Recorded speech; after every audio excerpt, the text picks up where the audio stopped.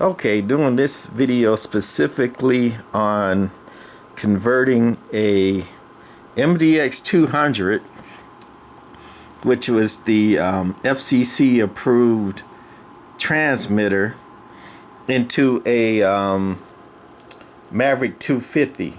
So during the FCC crackdown, D+A had to convert or change, alter, mod the Maverick 250 linear amplifier into something else to get FCC approval, because at the time it was not legal to sell a 10 meter ready linear amplifier, because any amplifier that could be used on 10 meters would work on 11 meters.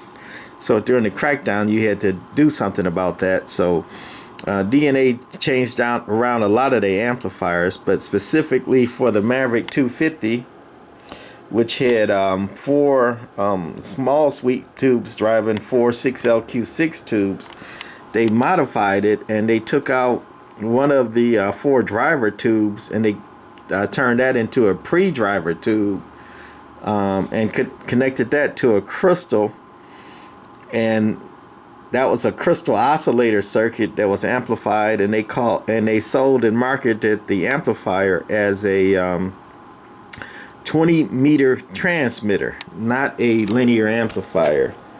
And this isn't a copy of the original schematic, and that's the MDX-200 20 meter CW transmitter. And other than the oscillator tube and that mod with the crystal oscillator, it's exactly the same thing. Oh, they changed the coils around a little bit, which is also part of the mod. And then this is a copy of the schematic of the Maverick 250. They made several versions of the 250, dual power, single power, multi-band. But you know, other than some very small changes, they're the same amplifier. So I kept having a OG of mine keep asking me, do I got a schematic for the MDX-200? Well, here it is. This is the schematic for the MDX-200, and I have highlighted the mods you need to make to convert this transmitter back into the Maverick 250. And you need to short out a couple terms there, a couple terms there, disconnect those power resistors there, because that's the oscillator tube that you don't need if you're going to use this as a linear amplifier. These turns, they modify it from 20 meters back to 10 meters when you short out the turns here. And then this is the input. They call it a VFO input, and it went to that oscillator tube right there, that tube that they converted over to the oscillator tube. You need to alter that. Instead of going into the oscillator tube, you need to modify that so it goes straight up into the keying circuit up there. So anyway, here is a step-by-step printout of how to modify that. And number 1, turn the unit upside down. Number 2, remove the insulated wire and 5 picofarad disc capacitor that is connected to the VFO, blah blah blah. So that's, I got number 2 there. You're removing this here that went to the oscillator tube, right? And then number 3, remove the two 470K 2-watt resistors that is connected between pin number 1 of the oscillator, yada yada. And that's these 2 resistors right here, these two 470K tubes. Basically, you're taking off the screen voltage that is going to that tube, basically disabling that tube by removing the screen voltage going there, because you're not going to be using that tube at all anymore, because again, it's a oscillator tube, and when you use it as an amplifier, you don't need an oscillator tube. And number 4, disconnect the brown wire where it's connected to the second lug, blah blah. You can read and solder it to the VFO input. And basically, since you disconnected the input, this is the input, you know, when you're using it as an amplifier. And actually over here on the Maverick 250 schematic, it's marked input, same thing, right?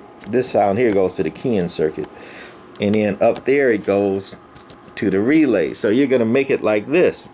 You're going to disconnect it here going into the oscillator tube, and you're going to connect it up here to the relay, and then this going that way goes down to the keying circuit. So you're basically you disconnected it here, and then you're going to connect it going back up to the relay.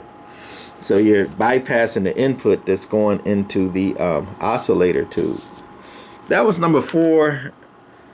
Number 5, you're basically going to you're going to short 2 turns of the coil of the driver coil for the driver tubes, and that's here. And you're going to start here, and you got to short out 2 turns of the plate for the driver. And then number 6, number 7, you're gonna short out 2 turns of the final, because again it was set up for 20 meters, and by shorting the turns you're setting it up for 10 meters. And that completes your modification for changing a MDX-200 transmitter. And that's the schematic for it.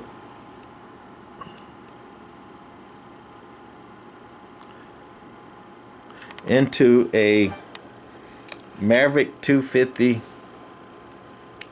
10-meter amplifier. And that's the schematic for that. And last, that's the printout of the mods of how to do that. I think that Black Cat did that, you know, don't do this, don't do that, to convert, you know, a Black Cat receive amplifier or whatever they marketed as into an amplifier. And D+A came out with these sheets for theirs of how to, you know, modify it and change it into a 10-meter amplifier, but they couldn't legally sell it that way at the time. All right, that's it for this one. Bye.